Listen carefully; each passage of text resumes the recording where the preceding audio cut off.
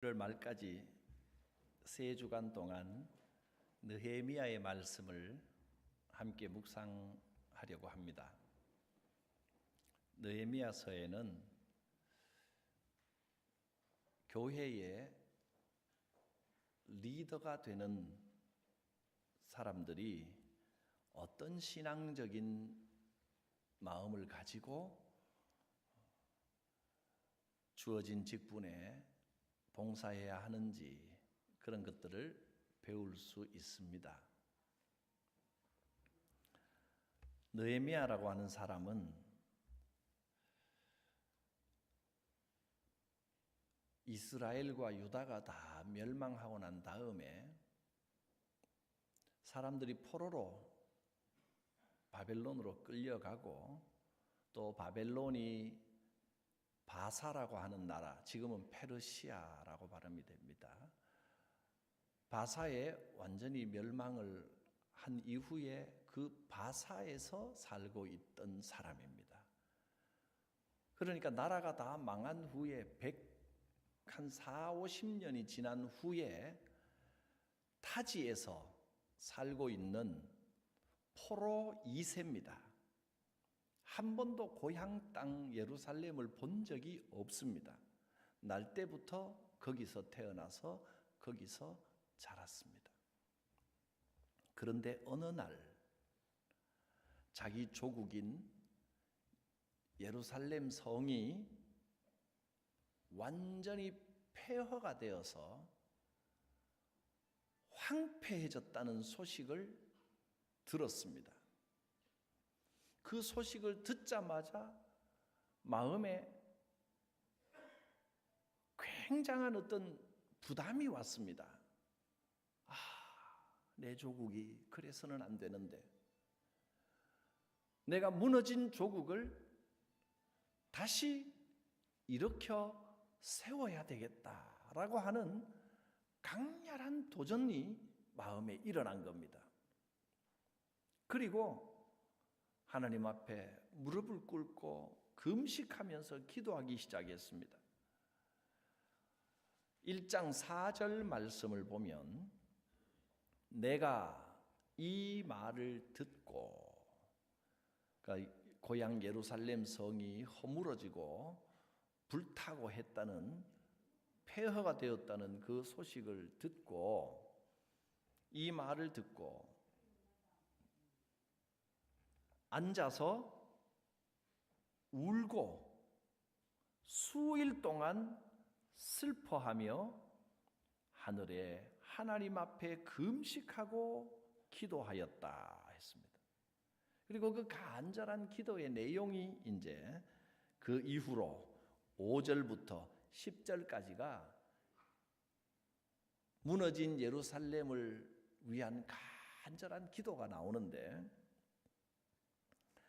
기도 가운데 하나님 내 기도를 들어주시옵소서, 이 민족을 살려주시옵소서, 간절한 기도를, 아니 한 번도 고향 땅을 본 적도 없는 사람이 이렇게 간절한 기도를 하나님 앞에 드릴까?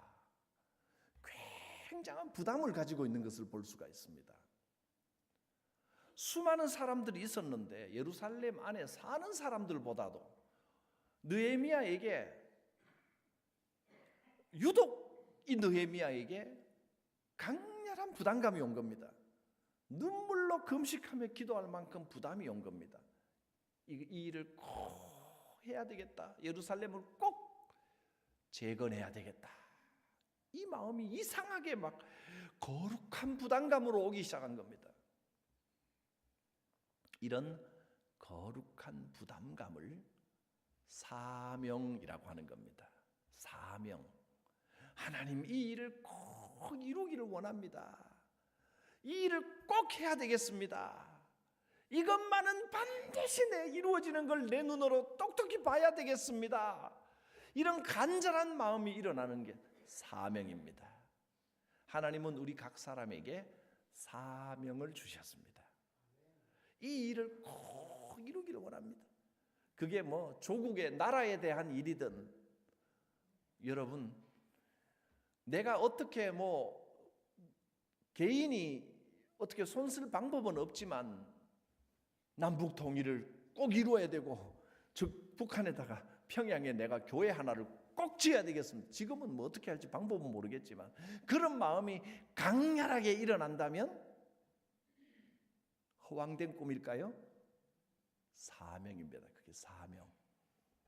사명은 내가 어떤 방법을 통하여 이루겠다라는 게 아무것도 안 보여도 꼭 내가 이 일을 하고야 말겠다는 강한 마음이 일어난다면 나의 사명입니다.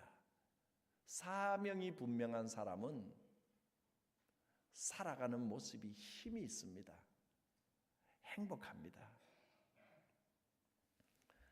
찬양대 여러분, 사명으로 봉사하시기 바랍니다. 이건 내가 꼭 해야 될 일이다, 하나님이 내게 맡겨주신 일이다, 이 마음이 있으면 기쁠 테고 그냥 지휘자하고 안면 부딪혀가지고 빠질 수도 없고 안 할 수도 없고 할 수 없이 앉아 있으면 괴로울 테고 기쁜 마음으로 하시길 바랍니다. 그건 다른 누가 시킨 것도 아니고 하나님이 주신 사명으로 일을 감당할 때 그 일을 하는 이유와 목적이 분명하니까 행복이 오는 겁니다. 기쁨이 되는 겁니다. 무슨 일을 해도 마찬가지입니다. 할 수 없이 내가 등 떠밀려 한다고 생각하면 참 괴로운데 하나님이 이 일을 내게 맡기셨다라는 사명이 분명하면 벌써 사는 모습, 행동하는 게 벌써 다릅니다. 표정이 벌써 다릅니다. 그렇게 기쁜 마음으로 감당하시길 바랍니다. 사명, 우리 각자에게 주신 사명이 있습니다. 자기의 사명을 확인하시기 바랍니다.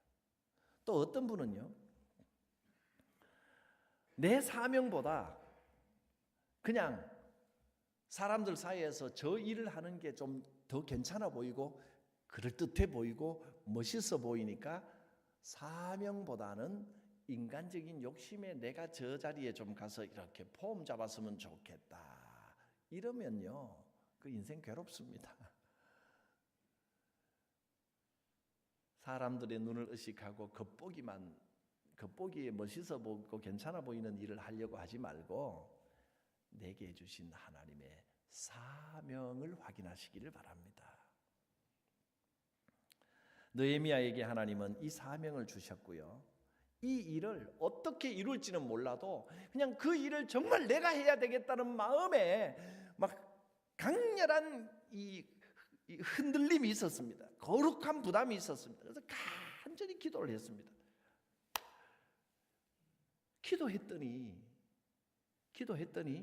하나님이 그 일을 해결할 수 있는 방법을 하나님이 제공하시고 그 길을 열어주십니다. 아무 대책도 없이 기도를 했는데 사명을 향해 나아가는 길은 기도부터 시작합니다. 간절히 기도했더니 하나님, 이 문제를 해결할 수 있는 상황과 능력을 주옵소서라고 기도했더니 길이 열리기 시작합니다.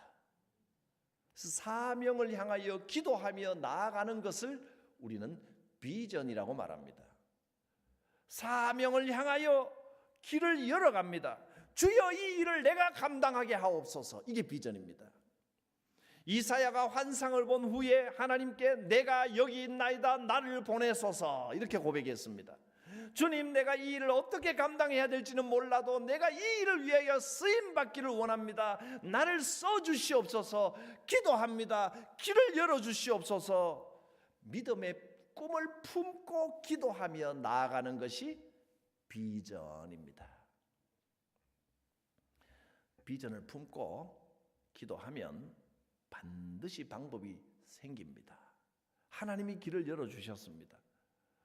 바사 왕 아닥사스다 1세가 느헤미야를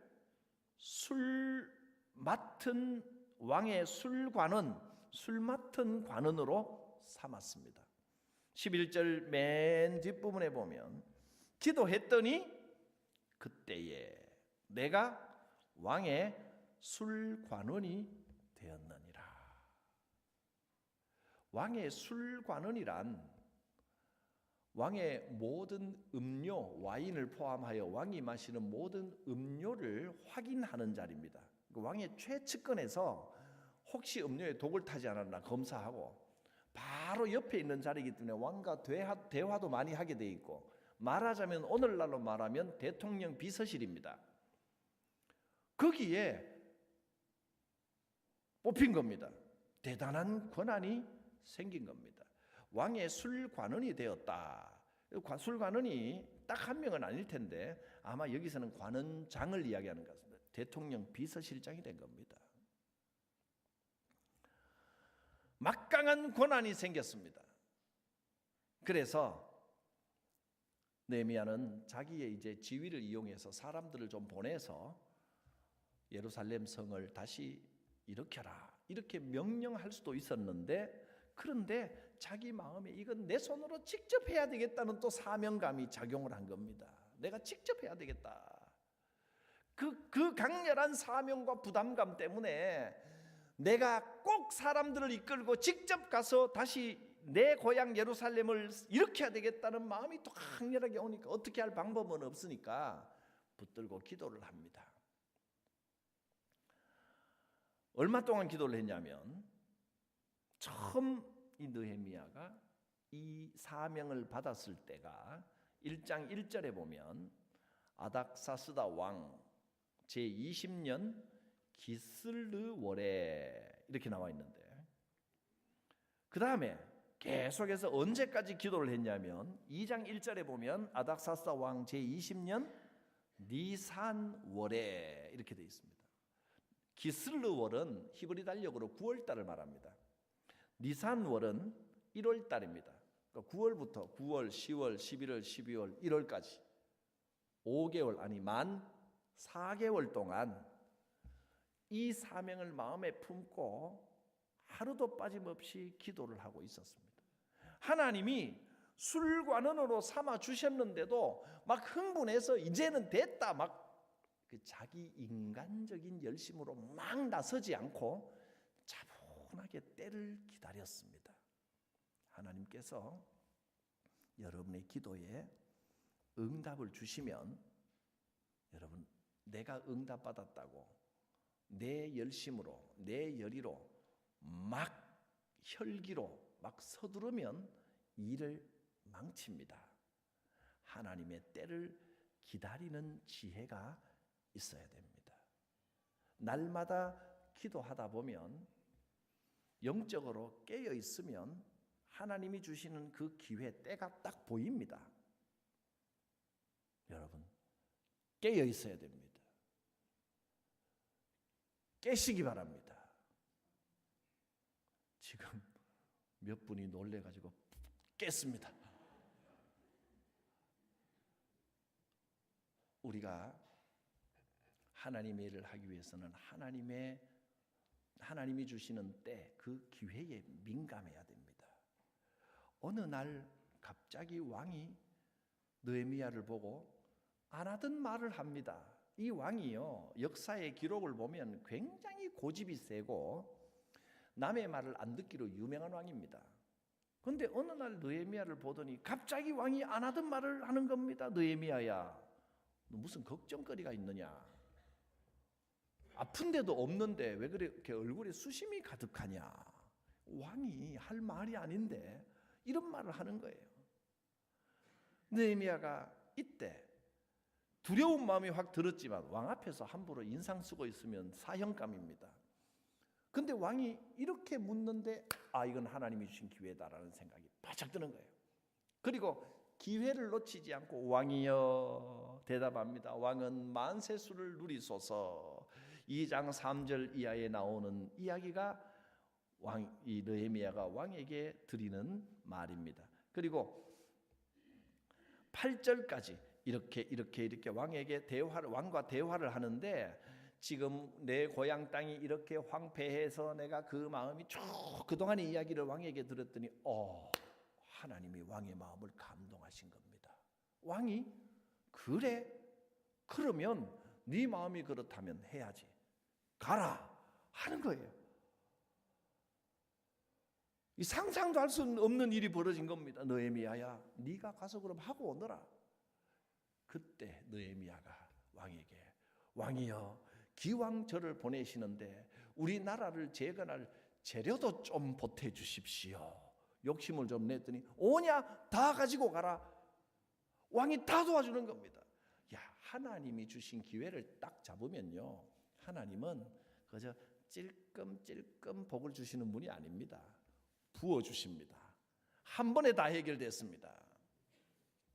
그리고 느헤미야가 생각하기를, 야, 어떻게 이런 일이 있을까? 이건 하나님이 일하시지 않으면 불가능한 일이다. 그래서 8절 마지막에 보면 이렇게 고백합니다.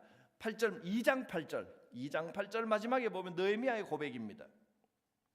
내 하나님의 선한 손이 나를 도우심으로 왕이 허락하셨구나.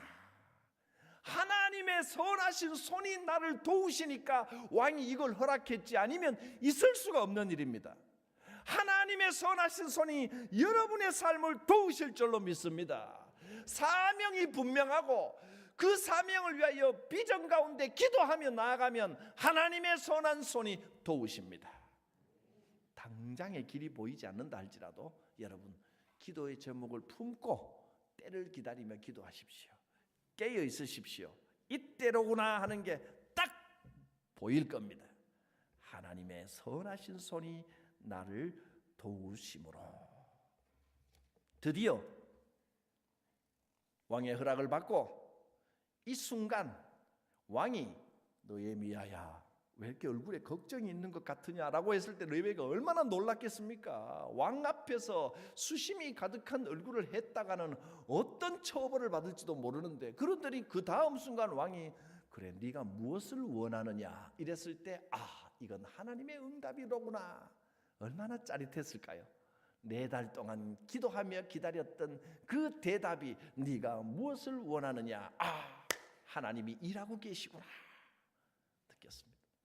하나님의 선한 손이 나를 도우심으로 왕이 허락을 했습니다.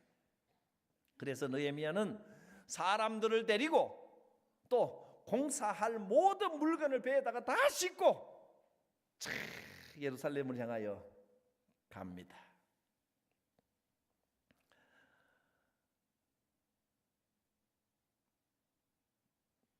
예루살렘까지 직선으로만 1000km, 가는 데만 3달 내지 4달이 걸리는 먼 길입니다. 그 먼 길을 오직 고향 땅을 다시 세우기 위하여 갔는데, 예루살렘에 딱 도착했더니 여기서 우리가 주목할 일이 또 한 가지가 있습니다. 이렇게 하나님이 도우시면 모든 일이 척척척척 될 것 같지만, 사실은 하나님의 새 역사가 시작될 때는 사탄도 같이 움직인다는 겁니다. 하나님의 큰 일이 시작되면, 새 역사가 시작되면 제일 싫고 배 아픈 게 사탄입니다. 사탄은요, 가만히 있지 않습니다. 어떻게든 믿음이 약한 사람, 또 그 중에서 불만이 있는 사람을 탁 낚아서 방해 공작을 시작합니다. 예루살렘에 도착했더니 역시 여기에도 사단의 이용을 받는 사람이 있습니다. 2장 10절을 보면 대표적인 2사람이 먼저 나옵니다. 호론 사람 산발락과 종이었던 암몬 사람 도비아가 이스라엘 자손을 흥왕하게 하려는 사람이 왔다 함을 듣고 심히 근심하더라. 이 2사람이 누구냐 하면, 예루살렘이 폐허가 되었을 때 여러분, 전쟁 상황에서 모든 사람이 힘들고 괴로워도 그 상황을 이용해서 또 돈벌이를 잘하는 사람들이 몇 있습니다. 이 사람들은 이런 어려운 상황 속에서 자기들의 이득을 취하며 기득권을 누리고 있는 사람들입니다. 그런데 느헤미야가 자원을 싣고 물자를 싣고 사람들을 데리고 예루살렘 성을 다시 일으키고 예루살렘을 부흥시키기 위해 왔다 소리를 듣고 근심이 가득했습니다. 이 사람들이 이제 방해를 시작하는데, 어떤 방해를 했느냐? 다음 주에 듣겠습니다. 기대하시기 바랍니다. 오늘 우리가 분명하게 기억할 것은 하나님의 역사에는 방해도 있다는 겁니다. 그 방해 때문에 그냥 실망하고 주저앉으면 안 됩니다. 저는 이 느헤미야서를 묵상하면서 일단 우리가 개인적으로 묵상할 때는 자기 상황을 위주로 묵상하니까 제가 묵상하기에는 그렇습니다. 혹시 또 오해로 교만하게 들릴까 봐 여러분 그런 거 아니고 제가 묵상하니까 하나님이 이런 느낌을 주시는 겁니다. 네가 느헤미야가 되어라. 여러분 다 똑같이 그렇게 여러분에게 네가 느헤미야가 되어라 하는 음성으로 들으시길 바랍니다. 이제 지금까지도 우리 성광교회가 잘 해왔지만 이제 여러분 2019년 새해가 열릴 때를 기도하며 기대하시기 바랍니다. 예루살렘이 흥왕할 때가 왔습니다. 그러나 그 과정에서 이런 방해 공작도 또 있을 것입니다. 마귀의 공작에 조금 더 흔들리지 말고 하나님의 역사는 진행됩니다. 하나님의 역사를 신뢰하고 우리에게 주신 사명을 바라보며 비전을 따라 믿음의 꿈을 꾸시기를 바랍니다. 기도합니다. 거룩하신 하나님, 느헤미야를 통하여 사명을 보여주시고 비전을 주셔서 그 사명을 향하여 나아가게 하시고 기도하며 때를 기다리고 기회를 놓치지 않는 지혜를 주시는 하나님, 우리에게도 하나님의 선한 손이 응답하시고 도와주실 줄 믿습니다. 하나님의 선하신 뜻을 따라 그 사명을 따라 비전을 품고 기도하며 모든 어려움과 사탄의 방해를 이기고 승리하는 부흥의 때를 보게 하여 주시옵소서. 예수님의 이름으로 기도하옵나이다. 아멘.